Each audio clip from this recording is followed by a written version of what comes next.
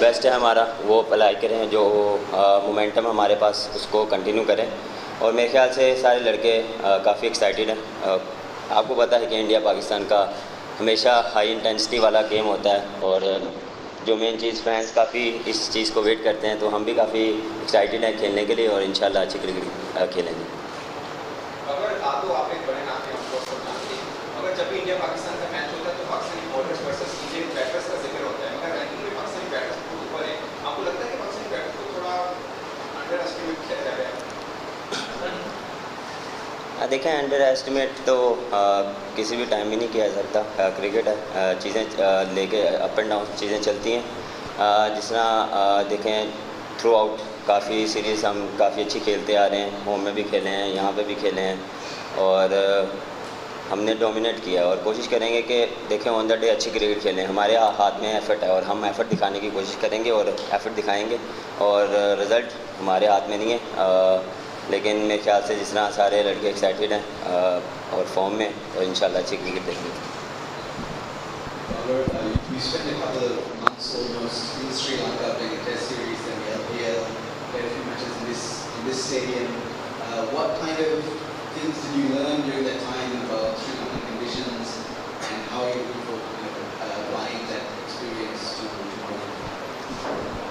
To be honest, similar to Asian conditions, as we know, they have a like pretty like Pakistani Indian conditions. So you take time in the batting time, and you in the bowling you just hit the length and in good area. So yeah, we will try to our best in the tomorrow.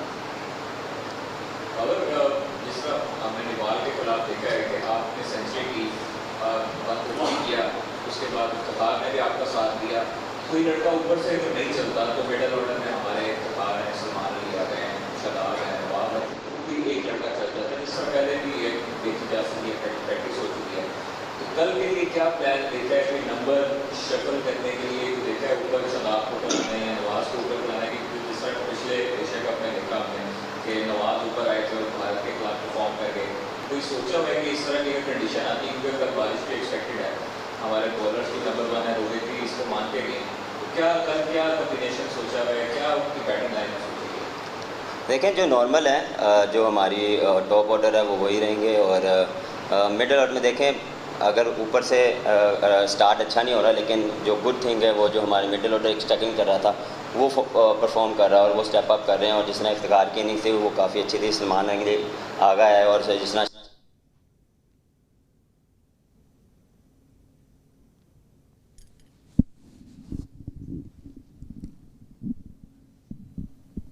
जो हमारी best 11 हो उसको लेके चलें। और जहाँ तक आपने बारिश की बात की, यहाँ तो को जितना मैं 2 महीनों में जितना मैंने यहाँ खेला है, यहाँ पे बारिश का कोई पता नहीं लगता। आप देखते हैं कि रडार में बारिश है, लेकिन कभी कभार होता नहीं है, तो इस चीज़ पर मैं बिलीव नहीं रखता।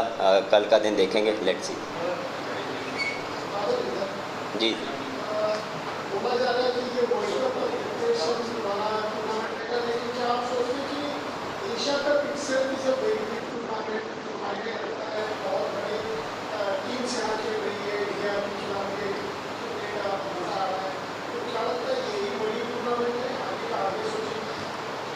देखें, इससे पहले हमारी अफगानिस्तान की भी सीरीज़ थी, वो भी इसी चीज़ के लिए प्रिपरेशन थी, एशिया कप के लिए। देखें, एशिया कप आप छोटा टूर्नामेंट नहीं कह सकते, एशिया की बेस्ट टीमें इसमें खेल रही हैं और बेस्ट प्लेयर्स खेल रहे हैं, तो इसको आप किसी भी टाइम पे इजी नहीं ले सकते। और प्रिपरेशन बिल्कुल वर्ल्ड कप की है, लेकिन अभी फ़िलहाल फोकस एशिया कप पे है और कोशिश करेंगे कि अच्छा खेलें। अच्छा बाबर, हम लोग भी जब सफ़र करके आए तो बड़े थक गए, तो आपका कब शेड्यूल है, कभी इधर से उधर जा रहे हैं, कभी लाहौर से पंजाब, कभी दोबारा लाहौर जाना है, उससे कोई परफॉर्मेंस में कोई फर्क पड़ता है? मतलब इतनी थकन हो जाने से ये सब शेड्यूल की आदत होती है? देखें, एशिया कप जब अनाउंस हुआ था तो हमारे पास शेड्यूल था और हमें पता था कि ये ट्रैवलिंग हमारे हिस्से में आएगी, और लेकिन उसके लिए हम प्रिपेयर थे। और मेरे ख्याल से जो फिजियो और ट्रेनर ने लुक आफ्टर किया, डॉक्टर ने उसी तरह का प्लान किया था। ये हमने जब शेड्यूल अनाउंस हुआ उसी टाइम से हमने प्रिपरेशन शुरू कर दी थी, हमने किस तरह चलना है, किस तरह प्लेस को लेकर चलना है, किस तरह हमने लुक आफ्टर करनी है। तो एज अ प्रोफेशनल आप इस चीज़ के लिए रेडी होते हैं। देखें कोई कुछ भी आ सकता है, जिस तरह हम मैच में बात करते हैं कि किसी भी कंडीशंस में आपको खेलना पड़ जाता है, तो ये भी एक क्रिकेट का हिस्सा है, इसी को आपको लेके चलना पड़ता है, उसके लिए प्रिपेयर होना पड़ता है। तो वो हम प्रिपेयर हुए हैं और इतनी कोई फ़र्क नहीं पड़ेगा परफॉर्मेंस पे। परफॉर्मेंस ऑन द डे आप पे डिपेंड करता है कि आप किस तरह खेलते हैं, और पाकिस्तान टीम काफ़ी कॉन्फिडेंस है और इंशाल्लाह अच्छे रिजल्ट आएंगे। पाकिस्तान ने बड़ा एक्स्ट्राऑर्डिनरी परफॉर्म किया है कुछ सालों में, हमने देखा, और फाइनलिस्ट रहे हैं, पर अनलकी रहे कि जो लास्ट टूर्नामेंट की ट्रॉफी पाकिस्तान एशिया कप है नहीं विन कर रहा। लेकिन इस दफ़ा थोड़ी सी चीज़ें चेंज हैं, क्योंकि ऑर्थर आए हैं चैंपियंस ट्रॉफी में भारत के लिए बहुत बड़ा फाइनल जीतने का तजर्बा रखते हैं। उनके आने से अब हम जो फाइनल में थोड़ा बहुत रैंक करते हैं, तो ये इंशाल्लाह अच्छी नज़र आ रहा है। मेरे ख्याल से थ्रू आउट जो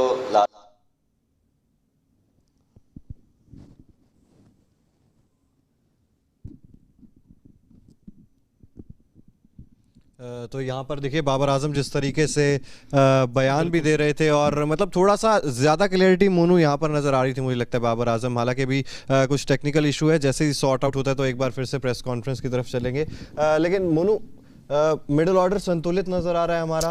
पहले फायर नहीं कर रहा था, लेकिन अब मिडिल ऑर्डर फायर कर रहा है। अगर हमारा टॉप ऑर्डर फायर नहीं कर पाता है तो हम नवाज़ को किस तरीके से इस्तेमाल करेंगे? हमारा जो प्लेइंग 11 है वो काफ़ी समय से तय है। हम श्रीलंका में कॉम्बिनेशन है, आपने नोट किया होगा कि डिफरेंट कॉम्बिनेशन भी ट्राई किए होंगे हमने, और हम कोशिश कर रहे हैं कि अपना जो बैलेंस साइड है उसको जितना मैक्सिमम हो सके अपॉर्चुनिटी देंगे बड़े इवेंट से पहले। और अगला क्या सवाल था आपका? मिकी, देखें मिकी के साथ हमारा जो सफ़र था, हम उनके अंडर ही खेले थे। जब वो आया था तो हमारा जो ब्रॉटअप था उनके अंडर ही हुआ। बिल्कुल काफ़ी फ़र्क पड़ेगा।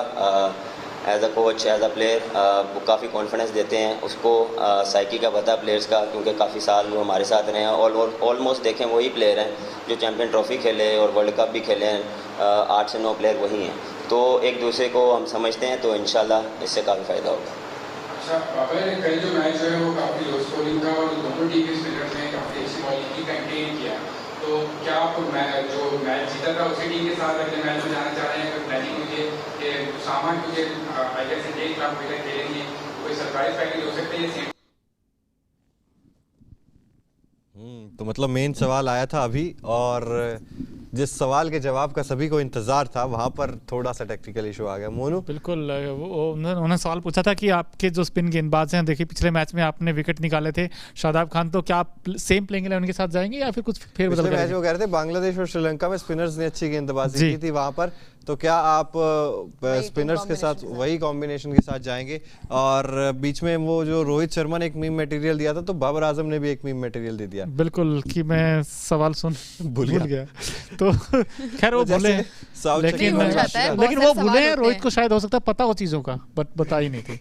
ये दो चीजें हो सकती हैं अलग अलग। और यहाँ पर मतलब बहुत सारे सवाल होते हैं ना, सवाल इतने सारे हैं, बहुत सारे रिपोर्टर्स बैठे हैं वहाँ पर, सबके सवाल अलग अलग हैं, तो थोड़ा सा माइंड भी हो जाता है। शकील को ओडीआई कैप दी थी दोबारा, तब क्यों भूल गए? लेकिन जी अब तक जो प्रेस कॉन्फ्रेंस में बाबर आजम ने बोला, 2-3 चीजें बड़ी अच्छी बोली। उन्होंने कहा कि हम यहाँ के कंडीशंस को अच्छे से जानते हैं, क्योंकि हमने मैचेस खेले हैं यहाँ। अफगानिस्तान के साथ 3 मैच खेले और नेपाल के साथ पहला मैच खेला, तो हम प्रिपेयर हैं कंडीशन से। और उन्होंने ये भी कहा कि हमारी जो बैटिंग लाइनअप होगी, हमारा टॉप 3 सेट है। चलिए और प्रेस डिटेल बताना बैठूंगा तो काफ़ी टाइम हो जाएगा, नमाज का भी टाइम है, तो मेरे ख्याल से उससे काफ़ी हेल्प होती है। और मेरे ख्याल से हर कंट्री के जो प्लेयर हैं एक दूसरे के साथ म्यूचुअल अंडरस्टैंडिंग काफ़ी अच्छी है, और ये कि इंडिया के साथ भी है और बाकी टीमों के साथ भी है, ऑस्ट्रेलिया के साथ, न्यूजीलैंड के साथ, इंग्लैंड के साथ, तो उससे काफ़ी हेल्प मिलती है और म्यूचुअल अंडरस्टैंडिंग होना बहुत जरूरी है। Thank you ji.